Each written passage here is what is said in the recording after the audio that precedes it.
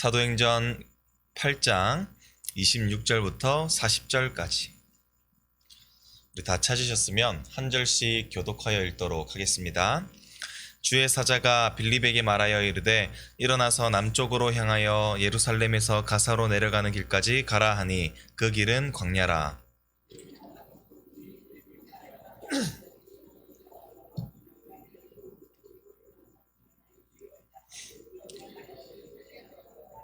돌아가는데 수레를 타고 선지자 이사야의 글을 읽더라.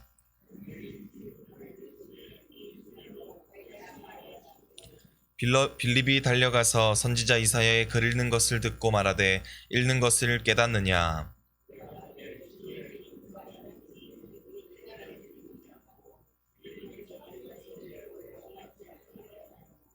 읽는 성경 구절은 이것이니 일러스되 그가 도살자에게로 가는 양과 같이 끌려갔고 털 깎는 자 앞에 있는 어린 양이 조용함과 같이 그의 입을 열지 아니하였도다.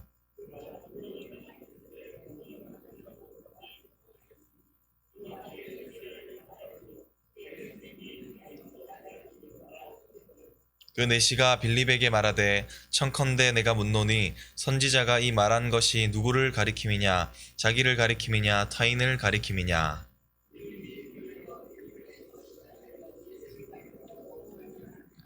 길 가다가 물 있는 곳에 이르러 그 내시가 말하되 보라 물이 있으니 내가 세례를 받음에 무슨 거리낌이 있느냐?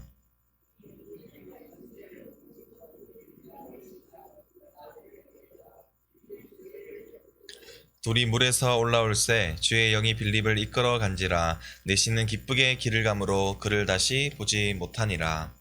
빌립은 아소도에 나타나 여러 성을 지나 다니며 복음을 전하고 가이사랴에 이르니라. 아멘. 할렐루야. 오늘도 아침 새벽부터 우리가 이 자리에 나와 또 하나님 앞에 찬양하며 말씀을 듣고 또 하나님 앞에 기도하는 이 모든 시간 가운데 하나님의 임재를 깊이 경험하시는 시간 되시며 오늘 하루도 말씀으로 승리케 되는 놀라운 은혜가 있으시기를 간절히 소원합니다. 이 빌립은 사마리아에서 머물면서 그곳 마을의 주민들을 향해 담대하게 복음을 선포하였습니다.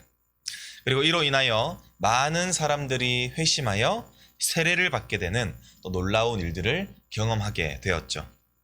그리고 사마리아에 이 복음이 전해 들어갔다라는 소식을 들었던 사도들은 이 사마리아에 베드로와 요한을 파송하였고 이 사마리아에 도착한 그들은 주민들을 향해 안수함으로써 이제는 그들에게 성령을 선물로 주었습니다.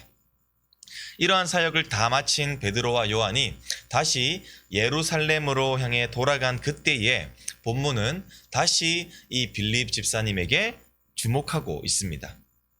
그래서 이 주의 사자가 나타나 또 다른 복음 전도의 사명을 명령하고 있는데요. 그것은 바로 남쪽으로 향하여 가라라는 명령이었습니다. 그 목적지는 이 가사로 내려가는 길이었는데요. 이 길은 무려 100km나 되는 아주 긴 먼 길이었고 그 길은 심지어 광야 길이었습니다.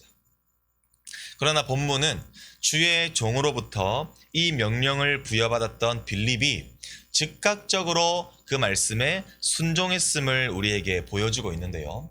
우리 27절을 같이 한번 읽도록 하겠습니다. 일어나 가서 보니 에디오피아 사람 곧 에디오피아 여왕 감다게의 모든 국고를 맡은 관리인 내시가 예배하러 예루살렘에 왔다가 빌립은 그 길이 얼마나 먼 길이던 간에 그 길이 얼마나 험한 길이던 간에 상관없이 지체하지 않고 하나님의 그 명령에 즉각적으로 순종하여 일어나 갔다라는 점입니다. 그리고 빌립은 그곳에서 하나님께서 자신을 보내신 그 목적을 발견하게 되는데요. 그것은 바로 이 에디오피아의 관리를 맡은 이 내시를 만나게 하시는 것이었죠. 당시에 이 내시는 이 예배하기 위하여 예루살렘으로 수레를 타고 올라왔다가 또 돌아가는 길에 이 이사야서를 읽고 있었습니다. 그리고 그와 동시에 내려가고 있던 이 빌립은 또 이렇게 큰 소리로 성경을 읽고 있던 내시의 모습을 보았을 것입니다. 그때의 성령님은 빌립에게 저 에디오피아 내시가 타고 있는 수레로 나아가라 라고 명령을 합니다. 그리고 빌립은 내시가 이사야를 읽고 있었다는 것을 들었기 때문에 다가가서 그 읽는 것을 깨달으십니까? 라고 이렇게 묻게 되죠. 그러자 내시는 이 성경을 지도해 주는 사람이 없으니 내가 어떻게 이 성경을 이해할 수 있겠습니까? 라고 이렇게 솔직하게 대답하고 있습니다. 이 내시는 문학적인 능력이 부족해서 글을 읽는데 문제가 있는 사람이거나 단어의 의미를 파악하지 못하는 사람이 아니었습니다. 그러나 그 말씀이 무엇을 가르치는 것인지를 깨닫지 못하는 것이었죠. 34절에 의하면 이사야가 이 자신의 삶의 고통을 묘사하고 있는지 아니면 다른 사람의 이 고난을 묘사하는지 분간할 수 없었던 것이었던 것이죠. 이에 따라 내시는 먼저 다가와준 이 빌립에게 자신의 수레에 올라 같이 앉을 것을 청하게 되고 그 성경의 뜻을, 의미를 가르쳐 주기를 요청하였습니다. 그렇다면 내시가 읽었지만 이해하지 못했던 성경의 구절은 과연 무엇이었을까요? 우리 32절과 33절 말씀을 함께 읽겠습니다. 읽는 성경 구절은 이것이니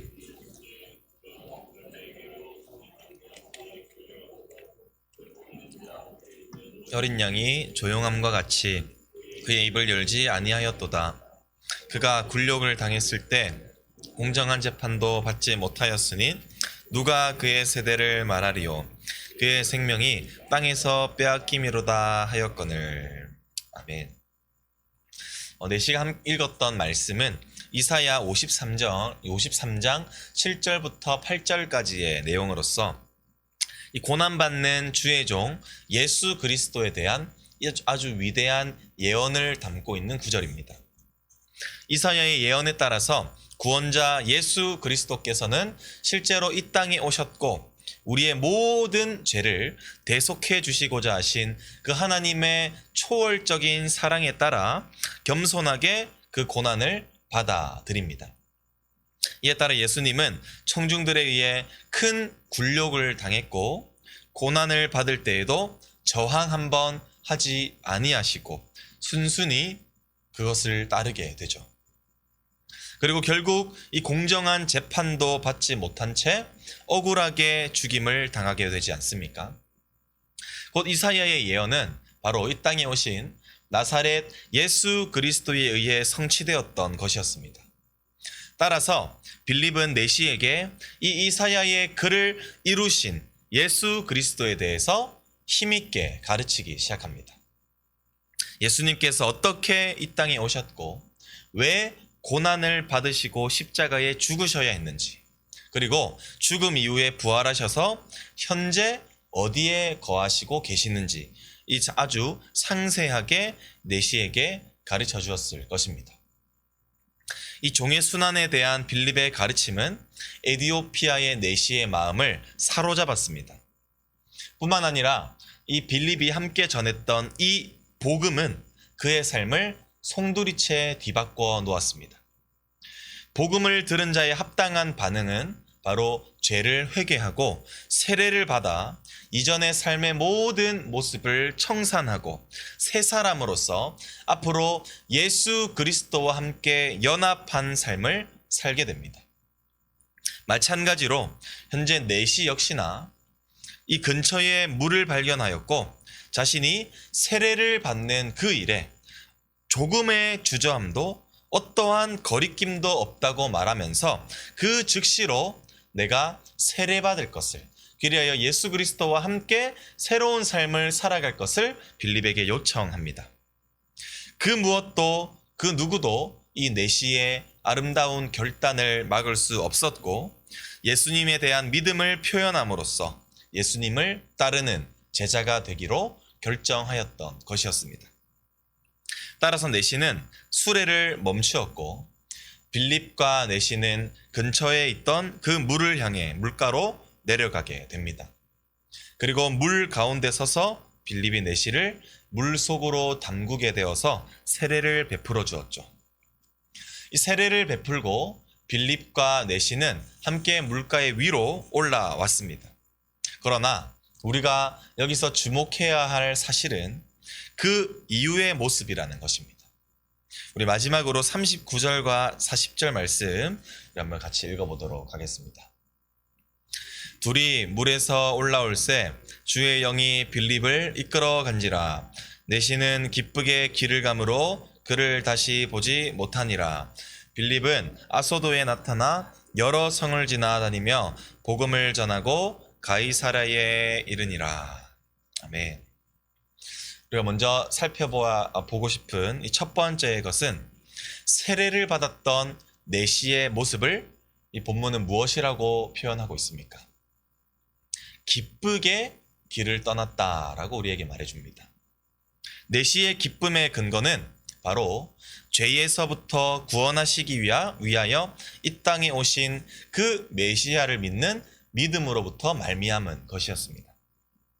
여기서 사용된 이 기쁘게라는 동사의 이 형태는 현재 분사로서 쉽게 말하자면 일시적이고 단순한 기쁨이 아니라 계속해서 지속적인 기쁨을 의미합니다. 곧 앞으로 내시가 메시아이신 예수 그리스도로 인하여서 어떠한 고난과 역경 가운데에서도 예수 그리스도로 말미암아 계속해서 내시는 기뻐하며 살아갈 것이며 예수 그리스도를 향한 그 헌신도 영원한 헌신으로 기쁘게 감당할 것임을 우리에게 보여주는 문맥이죠.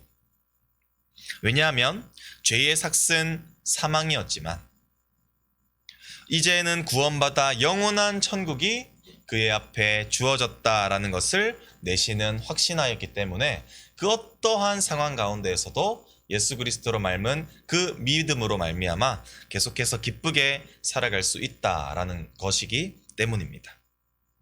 두 번째로 내시를 만났던 빌립에게는 또 다른 사명이 주어지게 됩니다. 하나님께서는 에디오피아의 내시를 구원하시기 위하여서 빌립을 보내어 주셨고 빌립은 이 일에 온전히 순종함으로써 내시에게 복음을 전했습니다. 그러나 그것으로 빌립의 사명은 끝이 난 것이 아니라 하나님께서는 이 성령님을 통하여서 빌립에게 또 다른 새로운 사명을 부여하시는 것을 우리는 볼 수가 있습니다. 그것은 바로 이 복음 전파의 사명이었던 것이었죠.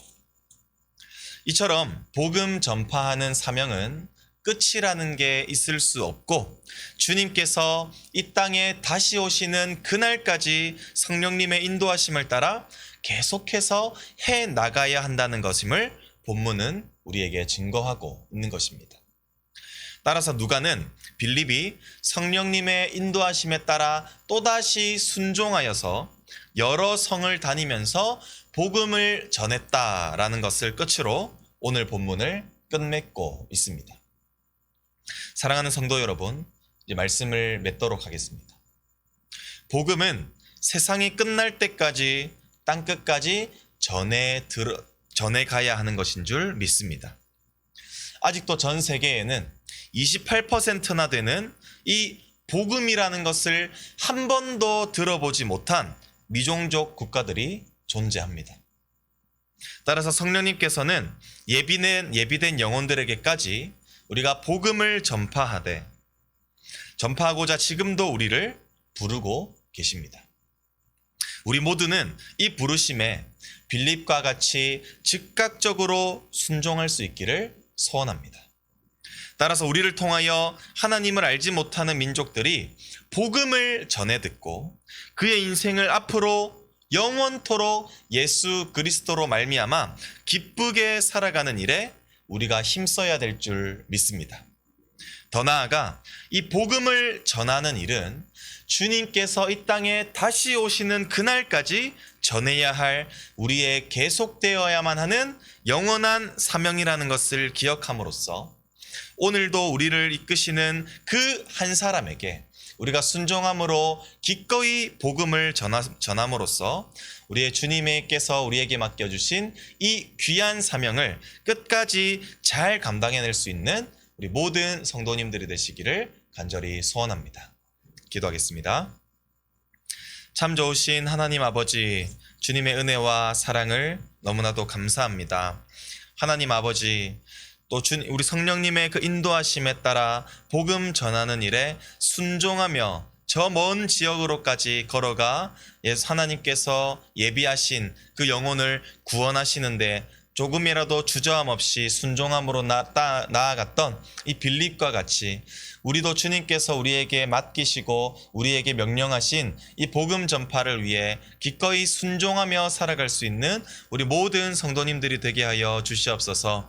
하나님께서는 지금도 구원하시고자 예비된 영혼을 우리에게 맡겨주시고 우리가 그 복음 전하는 일에 힘쓰기를 원하시는 그 하나님의 마음을 헤아려서 우리가 순종함으로 복음을 전할 때에 우리가 담대히 전하는 이 복음을 통하여 하나님을 알지 못하는 자들이 구원받아 믿음으로 예수 그리스도를 믿음으로 앞으로의 그의 삶을 영원토록 기쁘게 살아갈 수 있는 일에 우리가 힘쓰게 하시고 또 우리가 전해야 할 이 복음 전파의 사명이 정말 단회적인 것이 아니라 주님께서 다시 오기 전까지 우리가 행해야 할 영원한 사명이라는 것을 우리가 기억하여 나이와 직분과 또 직업의 관계없이 우리에게 주어진 그 귀한 사명인 복음 전파의 사명을 끝까지 잘 감당해낼 수 있는 주의 종으로서 살아갈 수 있기를 간절히 소원하오니 주님께서 함께하여 주시옵시고 우리 인생 가운데 담대함을